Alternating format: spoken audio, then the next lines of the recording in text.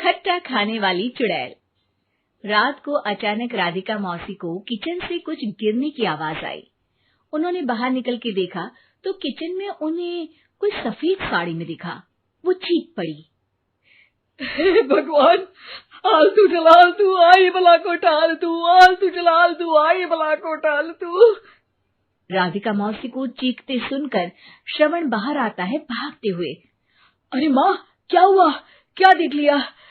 दादी माँ आ गई क्या सपने में? अरे बेटा, रसोड़े में देख तो कौन है? श्रवण रसोड़े में झांक कर देखता है और उसे कोई नहीं दिखता अंदर। अब रसोड़े में तो कोई नहीं है माँ। कोई सफेद साड़ी में नहीं है क्या? नहीं माँ, कोई भी नहीं है। चिल्लम चिल्ली की आवाज सुनकर काजल भी वहां आ जाती है। अब क्या हो गया माँ जी? अरे बेटा, रसोड़े में एक चुड़ैल थी सफेद साड़ी में। अरे क्या कर रही थी वो अंदर? अरे बताया नहीं, कल आएगी ना तो पूछ लूंगी। चुड़ैल जी, आपका क्या प्लान है? माँ जी, रात बहुत हो गई है, आपने कोई बुरा सपना देखा होगा, चलिए सो जाइए। राधिका मौसी सोने तो चली जाती है, पर उनको रात भर नींद ही नहीं आती। वो कुछ भी उलझुल बातें सोचने लगती है। कहीं चुड़ैल की वजह से तो घर में टेंशन नहीं हो रहा, कहीं उसी की वजह से तो वो दादी नहीं बन पा रही। सुबह जब राधिका मौसी रसोड़े में छानबीन करती है तो पाती है कि नींबू का अचार गायब है। चुड़ैल नींबू का अचार ले गई, मुझे तो ठीक नहीं लग रहा कुछ। चुड़ैल को भी पता है कि जिंदगी का असली मजा तो खट्टे में ही है। राधिका मौसी झट से श्रवण को फोन कर देती है। बेटा, मुझे समस्या समझ में आ गई है, हमें एक तांत्रिक की जरूरत है। अरे क्या बोल रही हो माँ, तांत्रिक की क्या जरूरत है? आप पूजा पाठ तो कर ही रही हो ना। आलतू जलालतू मंत्र सारे फालतू जैसे कुछ मंत्र पढ़ो, चली जाएगी अपने आप चुड़ैल। अरे नहीं बेटा, कभी चुड़ैल को कम नहीं समझते। अरे तुझे पता भी नहीं चलेगा कि कभी वो छल करके काजल की जगह घर की बहू खुद बन जाएगी। क्या माँ, कुछ भी बोल रही हो? कहाँ काजल और कहाँ चुड़ैल? वैसे एक बात बताओ, काजल को अगर गाने के लिए बोल देना तो चुड़ैल काजल की आवाज सुनकर घर तो क्या, धरती लोग छोड़कर चली जाएगी। तुम ना पढ़े लिखे बच्चे हर चीज को मजाक समझते हो। तुम रहने दो, मैं खुद ही तांत्रिक को बुला लेती हूँ। अच्छा सुन, शाम को इमली लेके आना। क्या है कि चटनी खाए बहुत दिन हो गए है ना? नहीं माँ, इमली तांत्रिक से ही मंगवा लो ना, आटा वगैरह भी उसी से पिसवा लेना। देखो मुझे काम करना है। श्रवण रात को कई तरह की सब्जियों के साथ माँ के कहने पे चटनी के लिए इमली भी ले आया था, लेकिन राधिका मौसी के दिमाग में अलग ही फिल्म चल रही थी।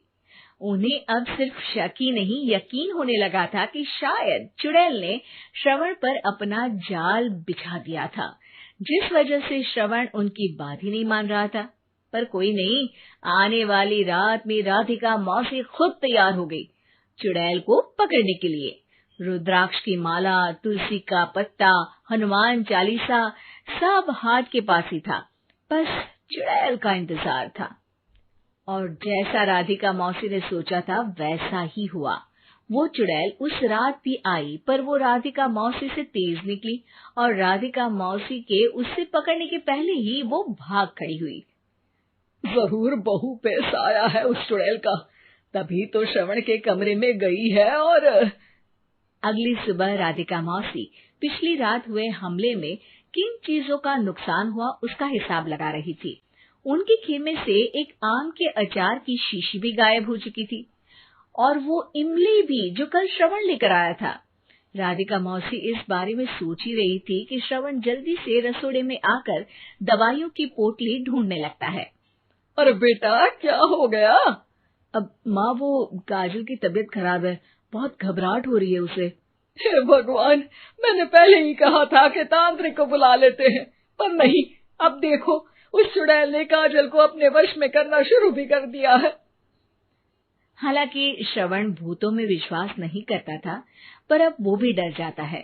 और राजी हो जाता है एक तांत्रिक को बुलाने के लिए। कुछ ही घंटों में तांत्रिक आ जाते हैं और राधिका मौसी तांत्रिक जी को सब बता देती है। घोर संकट, घनघोर संकट, चुड़ैल को मारू जोर चाकट, ओम भट स्वाहा खटखा के आहा।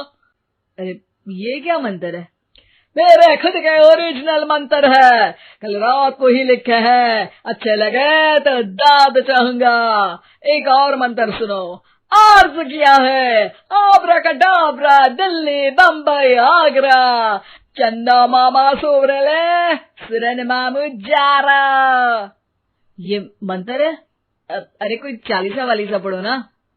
वक्त कम है, 40 नहीं पड़ेंगे, 20-25 में काम चलाना पड़ेगा।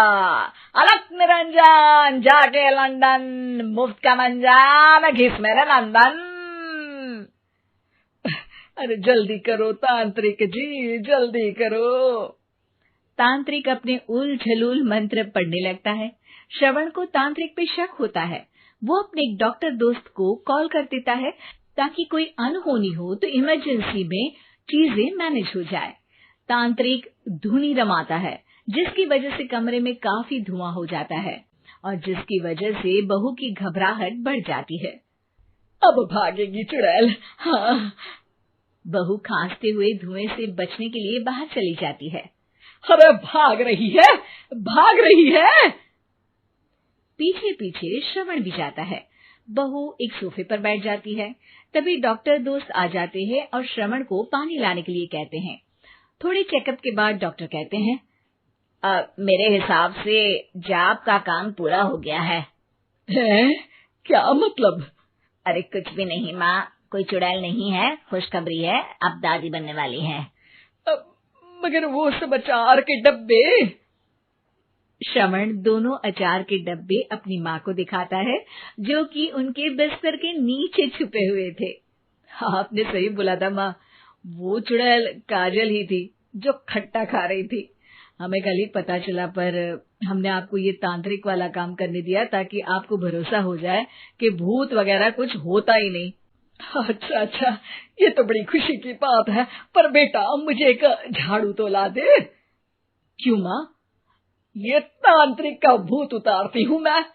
अब तांत्रिक राधा मौसी के डर से घर से भाग निकलता है और राधा मौसी उसके पीछे भागती है।